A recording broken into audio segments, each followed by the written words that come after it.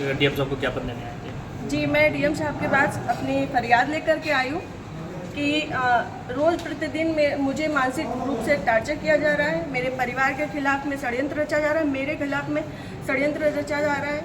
और ये षड्यंत्र के सूत्रधार जो है वो आदरणीय हमारे पूर्व सांसद सुब्रत पाठक जी, जिन्होंने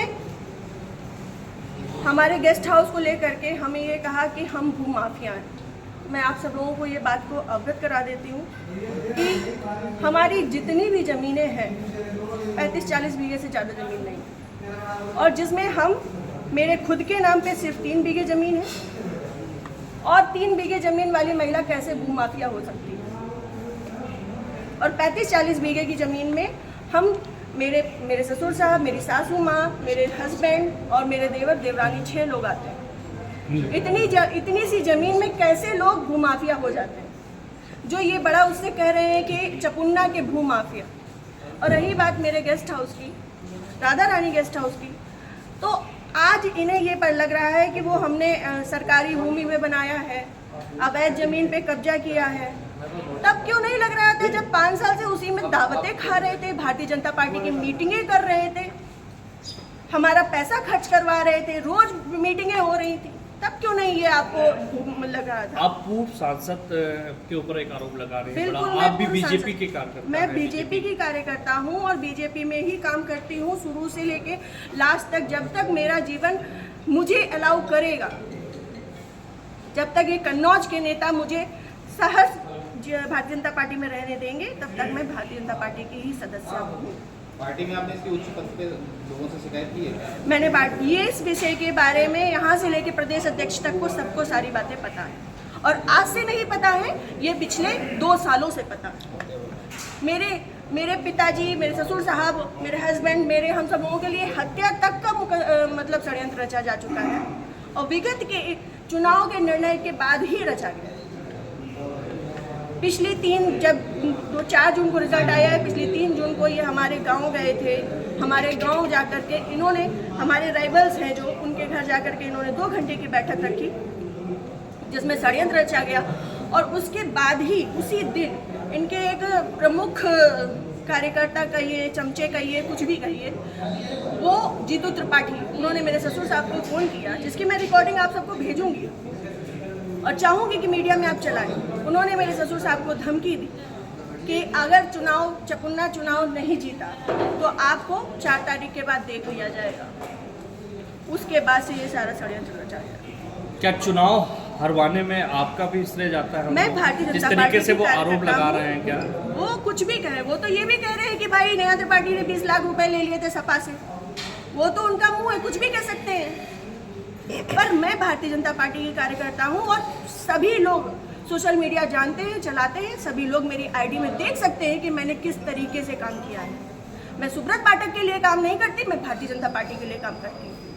आपने प्रशासन और पुलिस से शिकायत की इस बारे में? जी, मैंने पिछली 25 तारीख को प्रशासन पुलिस से शिकायत की थी, जिसमें सीओजी की टीम गठित है, और अभी तक कोई भी पकड़ा नहीं गया। क्या मानती है पुलिस, प्रशासन और पुलिस दोनों लापरवाही कर रहे हैं? संभवतः हो सकता है, क्योंकि जिस हिसाब से अब दिन बीतते जा रहे हैं तो मेरा भी सब्र का पैमाना टूटता जा रहा है, और मुझे, मेरे परिवार को बहुत ज़्यादा खतरा है इन लोगों से जो हमारे दुश्मन हैं।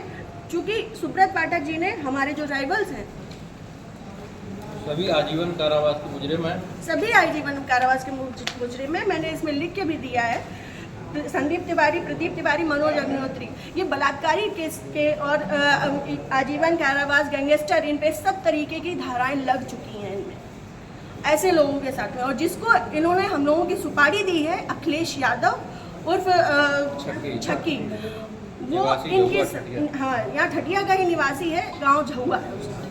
वो इन लोगों के साथ में, सुब्रत पाठक के साथ में भी जेल में रहा है और इन लोगों के साथ में भी जेल में रहा है, और अभी फरार है। और इन लोगों की मोटरसाइकिल भी उनके पास है, अभी तक वो भी बरामद नहीं हुई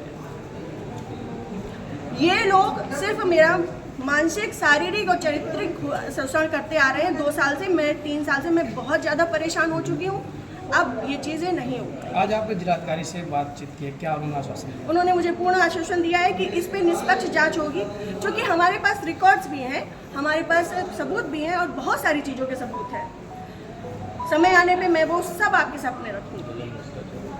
जिले में जो भी भ्रष्टाचार हो रहा है, जो जिला पंचायत में भ्रष्टाचार हो रहा है, जो ब्लॉक प्रमुख में भ्रष्टाचार हो रहा है, ब्लॉक में भ्रष्टाचार हो रहा है, वो सारी चीज़ें मैं आप सब लोगों के सामने रखूँगी। अगर आपकी सुनवाई आज नहीं होती तो आगे क्या कदम उठाएंगे आप? मैं आप लोगों का सहारा लूँगी और आप लोगों का सहयोग, मुझे पूर्ण विश्वास है कि मेरे साथ हमेशा रहेगा और मैं इस पे अपनी अंतिम सांस तक अब फ्रंट के पैमाने में आकर के लड़ूँगी।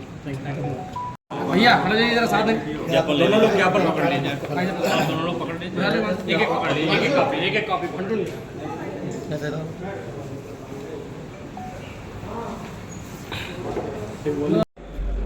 और जब चुनाव नहीं जितवाया गया तो जीतू त्रिपाठी मेरे ससुर साहब को धमकी दे रहे हैं। मेरे भाई साहब मुझे अपनी बात कहने का मौका दीजिए। नहीं तो मैं बाहर कहूँगी, लेकिन मैं तो आज मीडिया को बताने के मूड पे आई हूँ, सारी चीजें नहीं भाई साहब, हम ये चाहते हैं, ये हमारा कोई प्लेस नहीं, हम ये चाहते हैं इस पूरे मैटर में निष्पक्ष कार्रवाई की जाए, कोई भी दबाव ना उस पे हो, क्योंकि हम ज्ञापन है ना, एक एक कॉपी पकड़ के सामने के लिए थोड़ी विजुअल वो नहीं है। ज्ञापन एक ही है।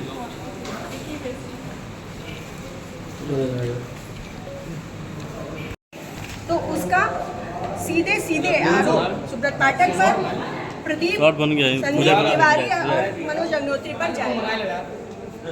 मैं अपने परिवार, अपने ससुर साहब दिलीप त्रिपाठी की तरफ से, अपने पति की तरफ से, अपने देवर की तरफ से, अपनी खुद की तरफ से ये बात आपसे कहती हूँ। मैं आप लोगों से ये बताना चाहती हूँ कि अगर हमारी परिवार में कोई भी घटना होती है तो उसका आरोप सीधे सीधे सुब्रत पाठक, संदीप तिवारी, प्रदीप तिवारी और मनोज अग्निहोत्री और इनके साथ जो इनके गुर्गे हैं उन पे जाएगा और जो शूटर है उसको जल्द से जल्द पकड़ा जाएगा।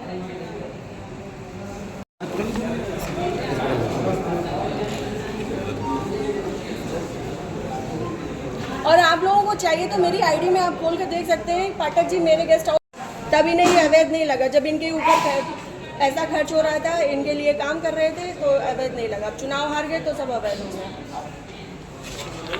नहीं, चुनाव हार गए, पब्लिक में जाओ, अपनी कमियां पता करो।